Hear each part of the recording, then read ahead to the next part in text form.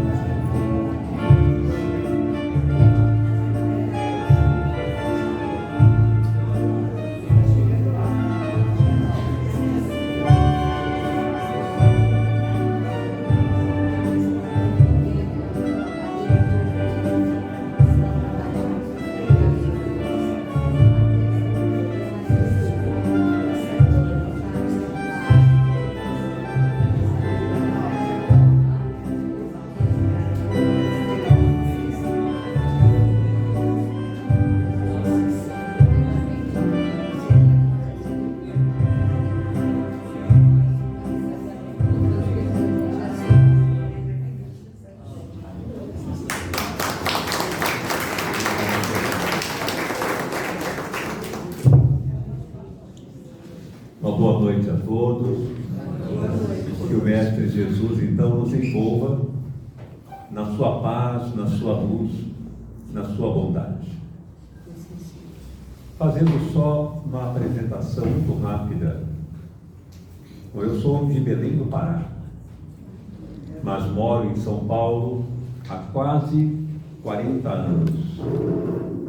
No ano que vem farei 40 anos de formado, e as minhas áreas de atuação particularmente são a psiquiatria, mas também tenho uma especialização em doenças renais, nefrologia, e também trabalho com um modelo de psicoterapia que vai ser o foco da nossa palestra de hoje, juntamente com o Evangelho, que se chama logoterapia.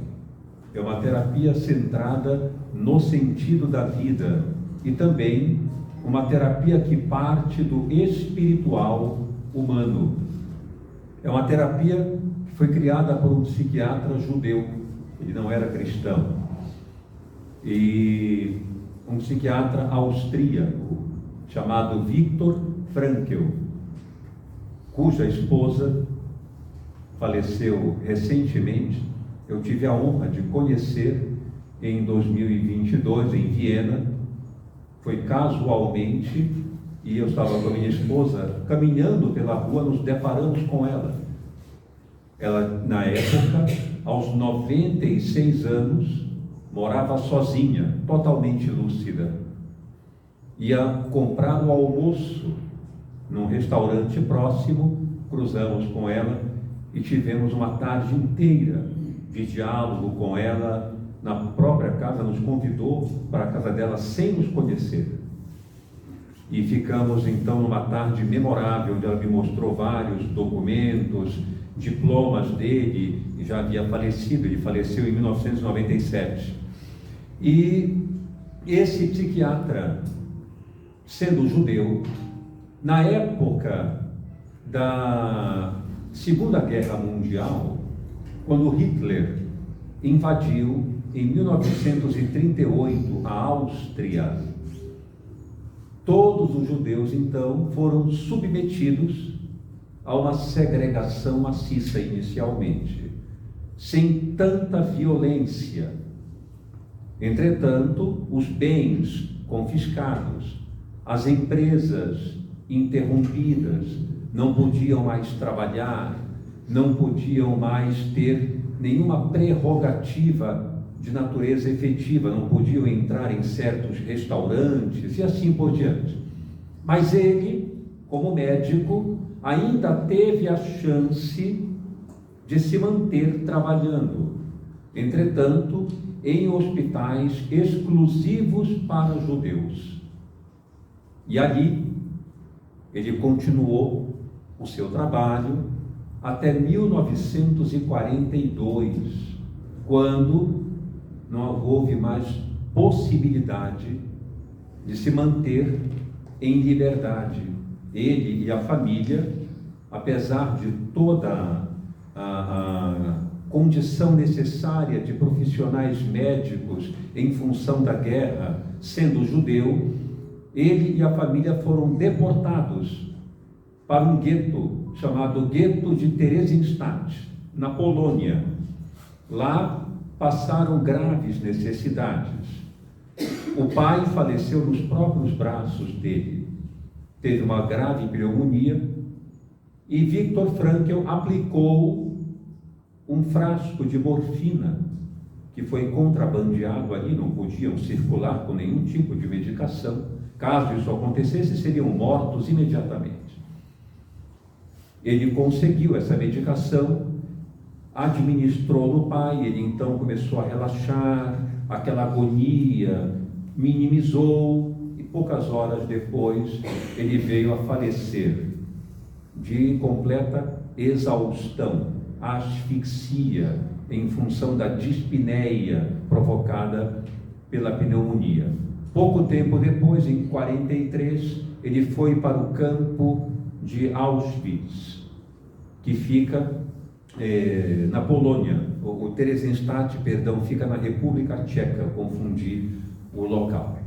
E depois ele foi por trem de gado, por uma viagem muito longa, sem nenhum alimento, sem água, sem recurso, muitos chegaram mortos ali. Ele foi para Auschwitz, na Polônia, e posteriormente ainda sobreviveu a 2 campos de concentração adicionais, entre 1942 e 1945. Nesse período, o manuscrito que traduzia a sua logoterapia já estava pronto, mas não teve a oportunidade de publicar, levar a público, porque foi destruído pelos nazistas. E depois havia uma cópia que um amigo seu, que não era judeu, enfim, passou da guerra, e o lembrou que ele tinha dado para ele essa cópia, e ele conseguiu então reaver uma cópia do manuscrito quando voltou dos campos de concentração e retomou o seu trabalho de divulgar e aplicar a logoterapia, que vamos falar um pouquinho logo mais. Mas o ponto que eu quero chegar, curioso, é que Deus sempre nos orienta o caminho que devemos seguir de melhor. Porque Viktor Frankl, na época de 1940, já era um médico reconhecido também nos Estados Unidos. Ele se formou em 1930 e durante 10 anos de atividade, envolvendo-se com médicos ilustres da época, que eram seus professores, fez muitas palestras, publicou muitos artigos, e os médicos americanos, psiquiatras, já o conheciam de certa forma, liam suas publicações, e os Estados Unidos então conseguiu um visto para que ele saísse da Áustria e escapasse para os Estados Unidos, a fim de fugir dos campos de concentração e de todo aquele morticínio que estava sendo elaborado, chamado Solução Final, pelos nazistas. O problema é que os pais idosos não poderiam ir. Só ele e a esposa. Eles casaram em 1941. E ali ele estava num dilema: devo ir ou não devo ir? Devo deixar meus pais para morrerem em algum lugar infecto, sem a minha presença? Ou devo permanecer aqui e passar por todo esse holocausto junto deles? Ele então saiu caminhando pela rua, meditando, pedindo uma resposta a Deus. A princípio, nada surgiu como um insight. Quando ele volta para casa, ele encontra o pai se balançando numa cadeira, e em cima da mesa, na sala, um pedaço de mármore tosco. E ele disse: o que é este pedaço de mármore? Ele falou, o pai: eu estava caminhando perto de uma sinagoga destruída pelos judeus e achei esse pedaço de mármore no chão. Então juntei e trouxe de recordação. Queres saber do que se trata? Ele: claro. O que é? É um pedaço de mármore da primeira letra dos 10 mandamentos. O 4º mandamento: honra a teu pai e tua mãe, para que tenhais vida longa na terra. Naquele momento ele entendeu isso como uma mensagem e deixou aquele visto caducar. Foi então, junto com os pais, para os campos de concentração. Ninguém mais sobreviveu, exceto uma irmã que fugiu para a Austrália muito antes, quando havia a iminência da guerra. Ela já fugiu, ele permaneceu em Viena e foi para os campos de concentração. Quando retorna, sem ninguém, a esposa havia falecido em um campo na Alemanha, chamado Campo de Bergen-Belsen, que ficava na Alemanha. A mãe, ao chegar em Auschwitz, pouco tempo depois dele, foi imediatamente para as câmaras de gás. Era idosa, não servia para trabalhar. E muitas crianças e outros também idosos, enfim. O pai havia falecido naquele gueto inicial, que eu citei, e ele então ficou sozinho, praticamente sozinho no mundo, apenas correspondendo-se com esta irmã na Austrália. Passado algum tempo, ele retomou as suas funções e lançou um livro em 1946, que eu recomendo, chamado Em Busca de Sentido. Esse livro apresenta 3 fases. A primeira, as experiências no campo de concentração, mas não os horrores.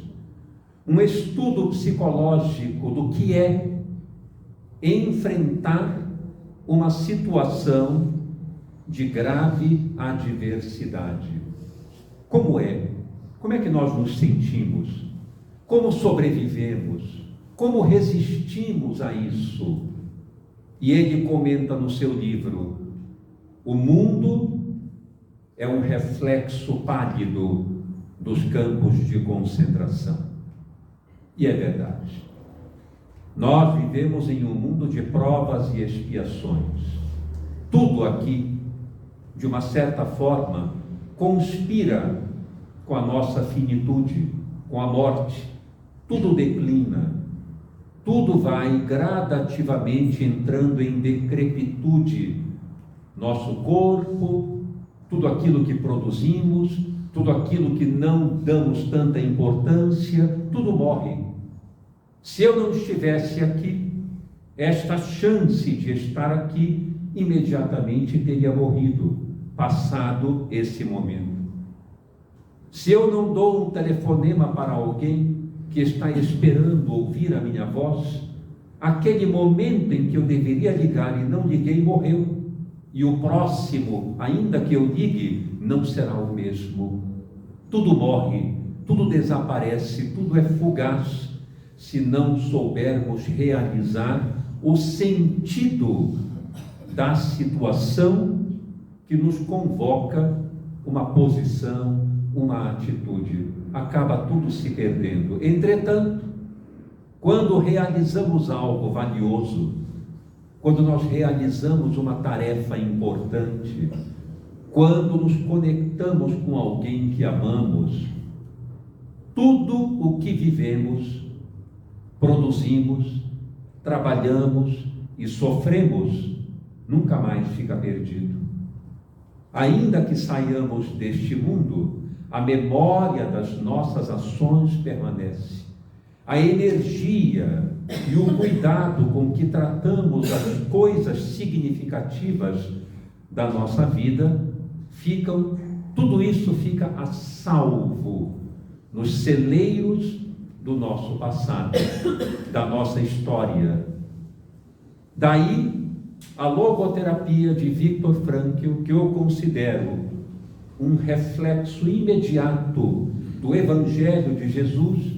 Por isso o meu trabalho há 35 anos com a logoterapia, fazendo uma ponte entre este modelo de terapia, que não tem nada a ver com religião, e o Evangelho de Jesus.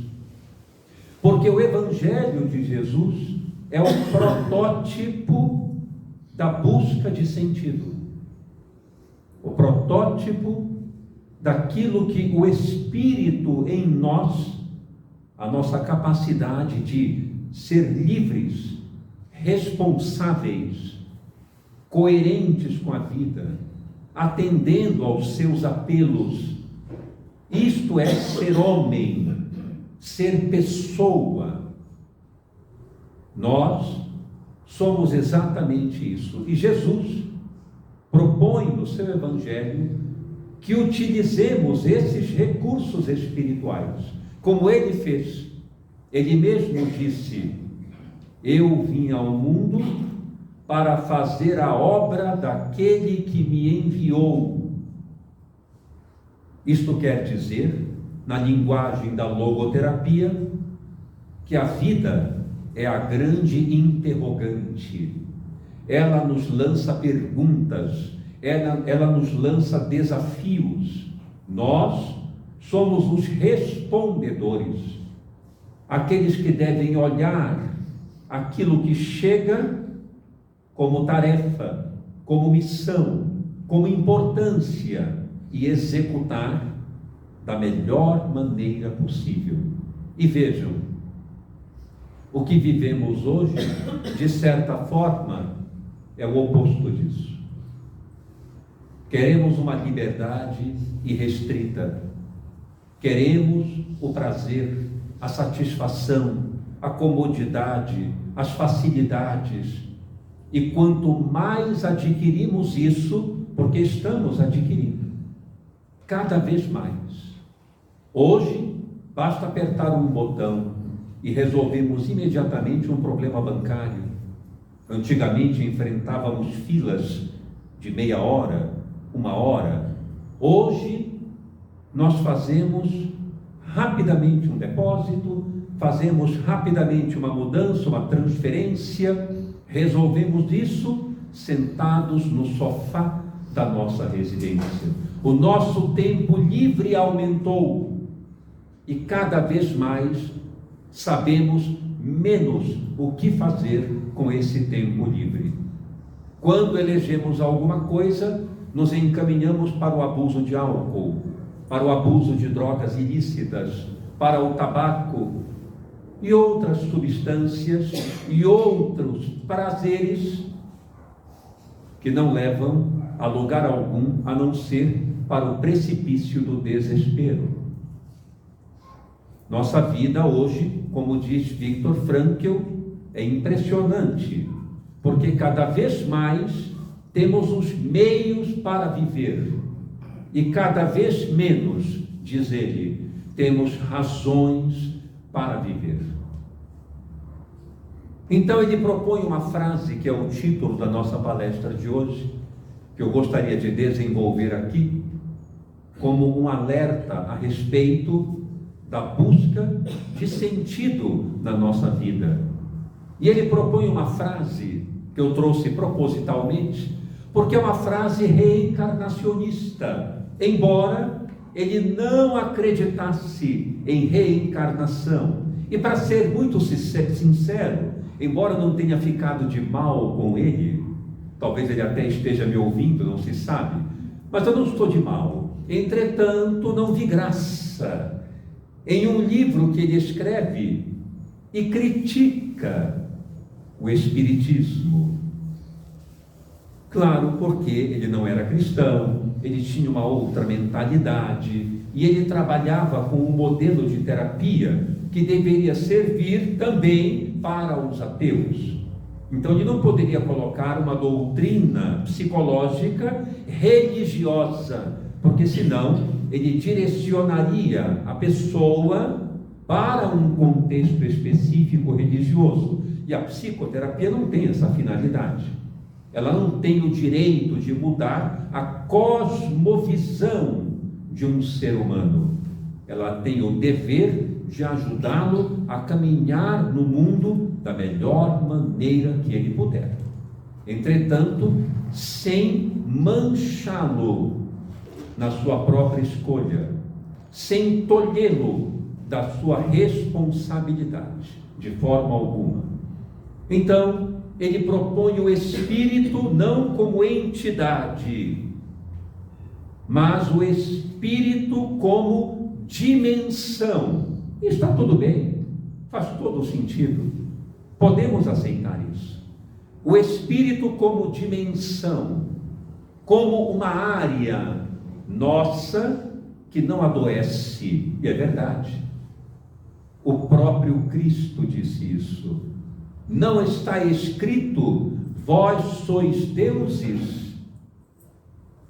Há uma área em nós que não adoece e que usamos ou dispomos dela muito pouco, e que não é o campo mental e nem é o campo biológico, é o campo espiritual, como diz Viktor Frankl. Ele foi o médico que descobriu, já ainda como estudante de medicina, uma instância no ser humano que ele denominou de dimensão noética ou espiritual, num sentido de que o espírito é algo que toma posição firme, corajosa, decidida diante de tudo aquilo que nos condiciona. Ou seja, a mente gera impulsos, desejos, nem sempre tão adequados, mas o espírito sabe o que deve fazer, porque o espírito, diz ele, possui a consciência moral. Ora, exatamente o que a doutrina espírita propõe. Questão 621 do Livro dos Espíritos. Onde está escrita a lei de Deus? Na consciência moral.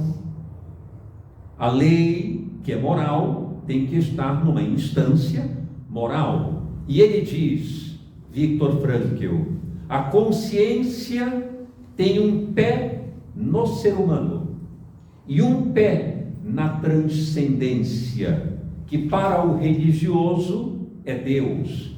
Portanto, a voz da consciência jamais poderá ser do próprio ser humano. Olha que fantástico isso. Se isso não é religioso, então eu não sei o que é. Mas ele diz que a logoterapia não tem nenhuma conotação religiosa. De fato não tem, mas isso é totalmente religioso, num sentido de ligação com a transcendência da vida. Essa transcendência, para ele, pode ser um outro ser humano, pode ser a própria consciência, pode ser a sociedade, pode ser Deus, para aqueles que têm crença, que têm fé. Mas ele propõe que a consciência moral, quando fala, não é o ser humano, é a voz do dever que o chama para realizar uma incumbência, ainda que seja necessário renunciar ao impulso, ao desejo, à pulsão, como chamava Sigmund Freud. Então ele propõe uma frase vertiginosa. Ele diz: vive como se vivesses pela segunda vez, e como se da primeira tivesses feito tudo tão errado quanto estás prestes a fazer de novo.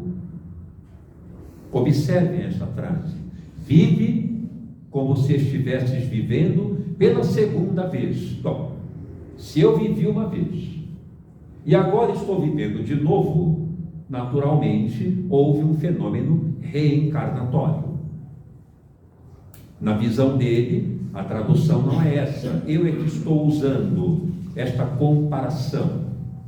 Mas é nítido isso. Eu vivi uma vez, fracassei, ganhei a oportunidade de viver de novo e me deparo quase fracassando outra vez.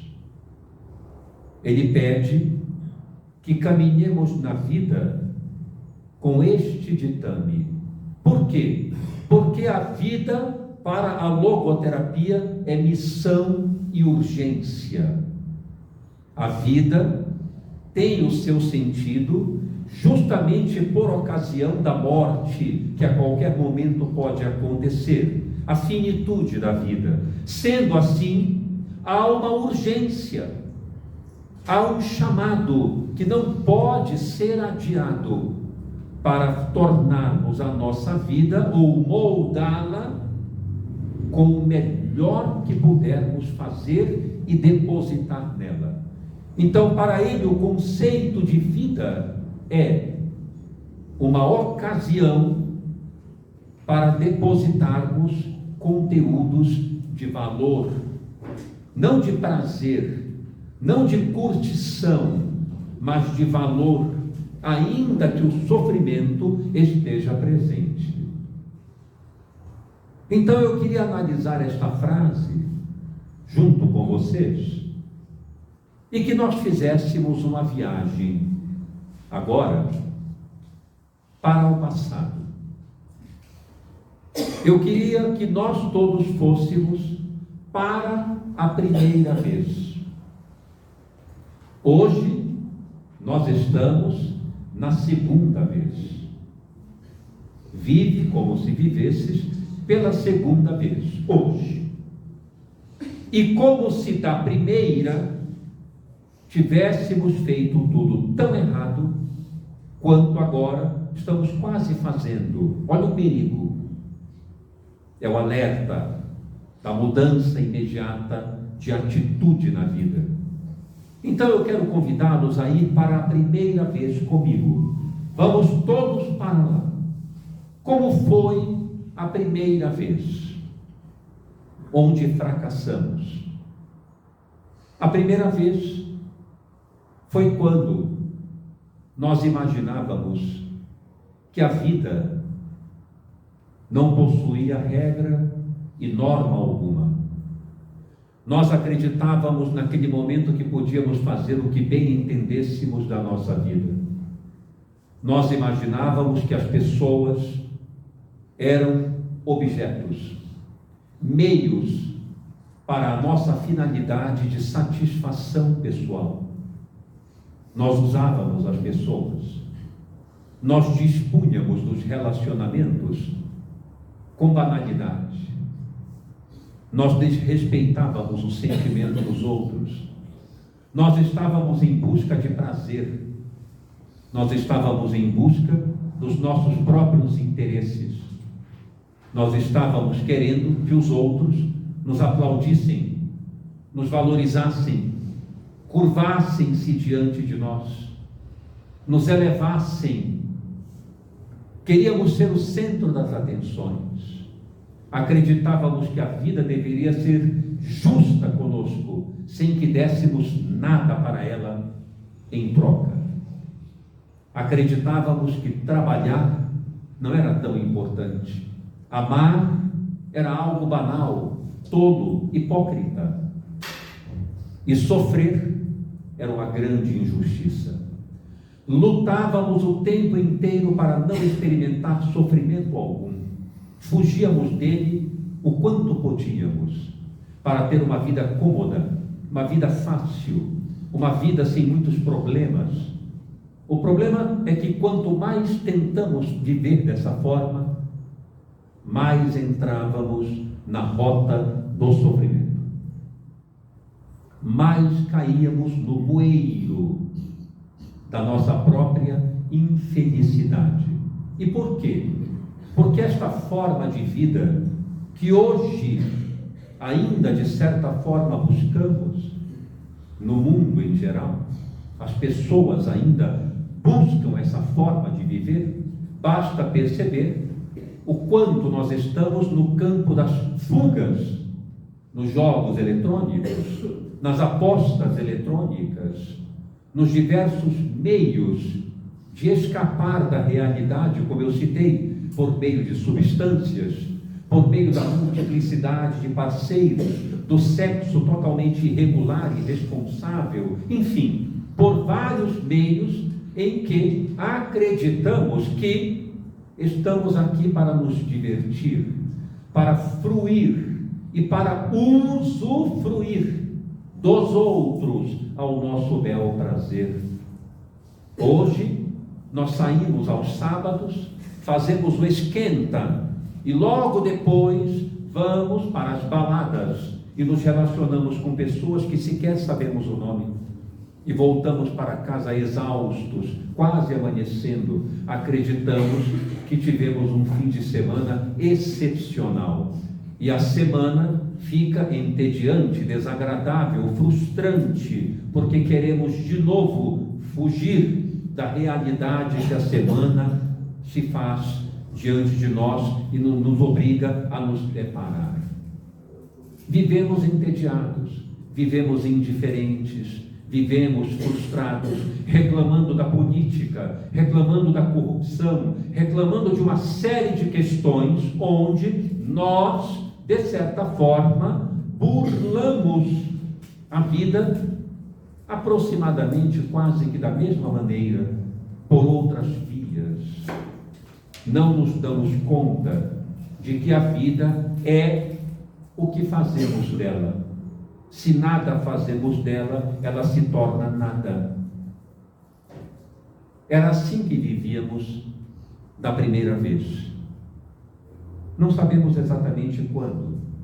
Entretanto, se não em outra vida, talvez no começo dessa, talvez ainda estejamos assim de certa forma, talvez estejamos quase à beira do penhasco para falir de novo, que é a proposta de reflexão de Viktor Frankl. Mas a nossa ribanceira abaixo ganhou a misericórdia da vida. E tivemos então a chance de vir uma segunda vez. E ao chegar aqui, começamos a tomar consciência do que é a vida.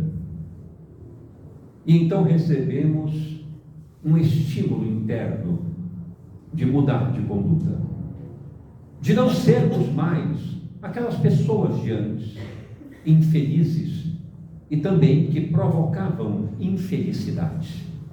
Resolvemos mudar. Como é uma segunda vez recuperada, transformada? Nós aprendemos o que significa existir. Existir significa sair de si. deixar-se, abandonar-se, no bom sentido, para servir no mundo, para amar e para sofrer com coragem as adversidades que a vida nos traz. Nós aprendemos que sofrer não é bom, mas é necessário, porque o sofrimento representa o aguilhão do nosso crescimento, do nosso desenvolvimento. A vida nos faz sofrer, de certa forma, com experiências difíceis, complexas, pelo fato de que sofrimento é tarefa. Sofrimento, quando cai nas nossas mãos, é uma pergunta que a vida faz. E agora? Como você agirá com isso que chegou? Essa é a pergunta. E muitas vezes a nossa resposta é a revolta, é a mágoa com Deus, a mágoa com a vida, a descrença, a falta de fé. Quando, na verdade, era um momento onde a fé deveria crescer poderosamente. E nós podemos dizer: agora eu vou configurar esse sofrimento com o martelo, com o serrote, com o formão e com o cinzel, com aquilo que eu tenho de ferramentas espirituais, para dar um formato a esse sofrimento mais formoso possível.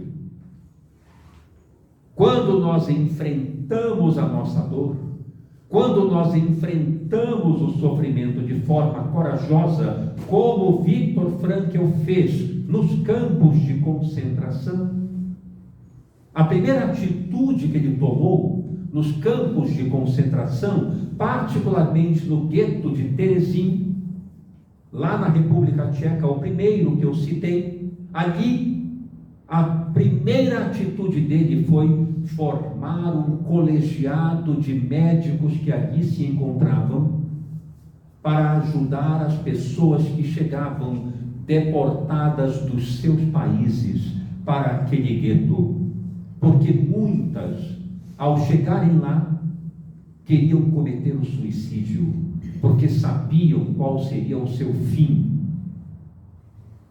E ele, na mesma condição que elas, correndo o risco diário de ser assassinado por nada, por bagatela, saía de madrugada, de barracão em barracão imundo, com a sua equipe, levando uma palavra de consolo para as pessoas desesperadas. Porque era muito fácil cometer o suicídio. Em volta dos campos de concentração havia arames farpados de alta tensão. Bastava tocar, morria-se instantaneamente.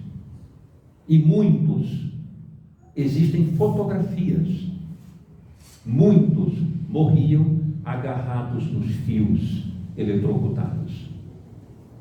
Preferiam aquilo do que passar a fome, a violência a que estavam submetidos. E ele poupou ali dentro muitas vidas. Foi a primeira atitude que ele tomou. Será que nós faríamos isso? Será que eu faria isso? Não podemos responder agora.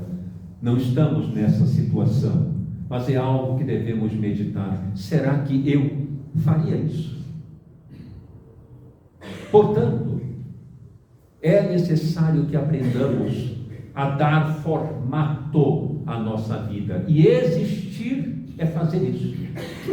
É sair de si para olhar o outro, amar, servir. E este protótipo de homem é o Cristo. O Filho do homem, disse ele, não veio para ser servido, mas para servir.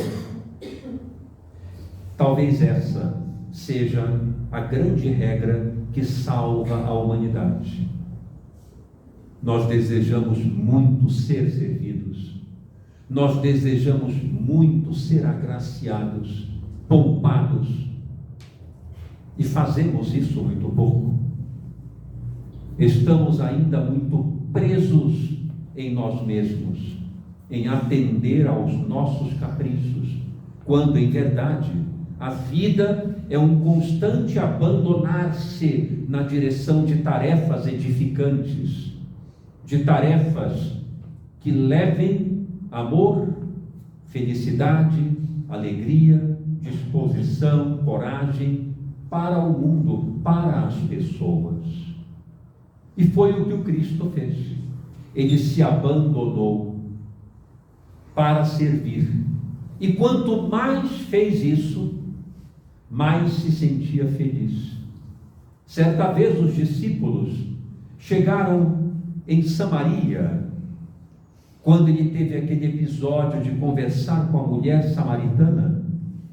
Na hora que ele a viu ali adiante, ele disse para os discípulos: vão comprar comida e voltem. Ele queria ficar sozinho com ela. E teve aquele diálogo memorável a respeito da água, cuja sede saciada não volta mais. E ali ela foi embora, alegre, para chamar todos da cidade e voltarem. E ele permaneceu na Samaria por 2 dias ainda, dialogando com as pessoas. Quando ele ficou sozinho, lá vem os discípulos e diz: mestre, come, trouxemos comida, deves estar faminto. E a resposta é clara: a minha comida é fazer a vontade daquele que me enviou. Vejam isso. Isto é viver. Isto é existir. A minha comida é fazer a vontade daquele que me enviou. Portanto, a nossa liberdade, e algumas pessoas não sabem disso, a nossa liberdade ela é limitada. Nós temos o livre-arbítrio. A nossa liberdade espiritual, chama Viktor Frankl o livre-arbítrio, que o Espiritismo nos apresenta. Mas é a mesma coisa. E ele diz: a liberdade espiritual que temos é limitada. Não é para fugirmos da responsabilidade, é para abraçarmos a responsabilidade. Nós não temos o direito de recuar das tarefas que nos foram enviadas. Esse direito nós não temos. Nós temos o direito de dar conformação, de dar molde a tudo aquilo que aparece em nós. Certa vez uma pessoa, após uma palestra minha, levantou o braço e pediu licença para fazer uma pergunta. Naturalmente eu aqueci e ela me disse então assim: se eu tenho o livre-arbítrio, por que eu não posso escolher não reencarnar? Eu não gostaria de reencarnar. Se eu tenho o livre-arbítrio, por que eu não posso ter esse direito então? Não pode. Esse direito, ele não pode ter. Porque a reencarnação é uma lei da vida. E a nossa liberdade é responder à vida, não construir as leis da vida. Tudo o que podemos fazer é, com a nossa liberdade, agir da melhor maneira por meio de nossas escolhas no âmbito da reencarnação. Mas não podemos fugir dela. Não há como ter uma liberdade de fuga de responsabilidade. E o que vemos frequentemente no atendimento psiquiátrico, no atendimento da psicoterapia, de certa forma, é a fuga da responsabilidade. É não assumir o destino que se apresenta diante de nós. Queremos um outro destino, coisa impossível. Porque tudo o que podemos fazer é lançar mão do destino que chega e configurá-lo, trabalhar nele como se ele fosse uma madeira tosca e deixarmos ali um belo busto, um belo vaso. O tosco é o sofrimento, o vaso é o sentido que damos para aquele sofrimento. Isto é que a nossa liberdade nos permite fazer. Sentada diante de mim, uma moça me diz: será que é tão difícil ser feliz? Tudo o que eu queria era ser feliz. É curioso isso, porque é claro que ela deseja, todos nós desejamos, mas aquilo de que precisamos não é a felicidade. Nós precisamos de razões para sermos felizes.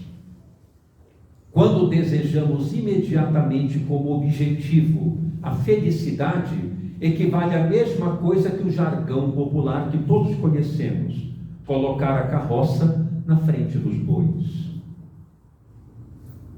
Quando colocamos a felicidade como meta imediata, eu faço tal coisa para ser feliz, eu faço uma tarefa, ou eu vou encontrar pessoas, eu vou me casar, eu vou ter filhos para ser feliz. Quanto mais tenta, menos consegue. E por quê? Porque quando fazemos isso, vejam, nós estamos lançando mão das pessoas como objetos para o nosso prazer. Se eu me caso para ser feliz, o cônjuge é uma utilidade que eu tenho a fim de que eu seja alguém feliz. Se eu procuro um trabalho que eu gosto muito para ser feliz, tudo o que eu faço não é para as pessoas, não é para melhorar a vida dos outros, para engrandecer o meu local, o meu ambiente, o meu entorno. Tudo isso está a meu serviço. O foco sou eu. Como é que o Espiritismo chama isso? Egoísmo, que é a grande chaga da humanidade. Então a meta não é ser feliz. A meta é realizar tarefas valiosas, encontrar sentido na vida, dedicar-se a algo que seja valioso e, como por encanto, sem que esperemos, surge uma felicidade dentro de nós inenarrável. Jesus disse isso, que a mão esquerda nunca saiba o que faz a direita, e vosso Pai, que está nos céus, vos dará a recompensa. É a mesma coisa. Se eu trabalhar na vida, fizer coisas continuamente bem feitas para ser feliz, eu nunca serei. Mas se eu fizer despreocupado de ser feliz, percebendo quão importante é o meu papel no mundo e o quanto eu posso dar de contribuição para que as pessoas se tornem melhores em função de eu ser melhor para elas, não há como evitar a felicidade, ela virá naturalmente. E eu vou concluir o tema de hoje, porque é assim que devemos viver pela segunda vez, dentro dos termos que eu apresentei, Isto é que é saudável, conforme consta não só na logoterapia, mas no Evangelho e na doutrina espírita. Eu vou concluir com a frase de Allan Kardec para refletir a respeito do que acabei de dizer. Ele anuncia claramente, com toda a propriedade: fora da caridade não há salvação. E ele tem toda a razão. Não há mesmo. Não há salvação para isso. Sem a caridade não há salvação para o homem. Porém, não podemos fazer a caridade para obter salvação. É preciso ter esse cuidado. Fora da caridade, de fato, não há salvação. Mas se eu fizer a caridade para ter salvação, é a mesma coisa que fazer algo para ser feliz. Não vou conseguir. Não terei salvação. Porque eu não estou fazendo pelos outros, eu estou fazendo por mim, para ter um bom lugar, para não passar pelo umbral. Essa é a minha meta da caridade. Não é o outro necessitado. Então é preciso ter muito cuidado. Caridade não pode ter contramão.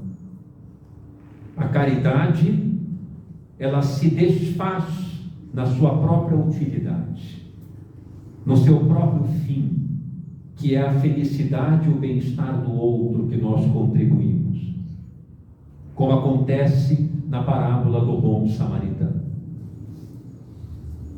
Aquele homem que foi socorrido por ele sequer o viu, estava desmaiado e nunca mais o viu, porque também quando ele voltou para pagar o restante que devia dos cuidados do homem, já tinha ido embora.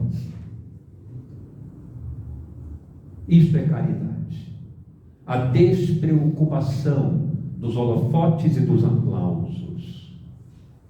Porque senão, significa que eu estou em busca de salvação. Consequentemente, a caridade pode até ter sido benéfica, mas moralmente ela não tem valor.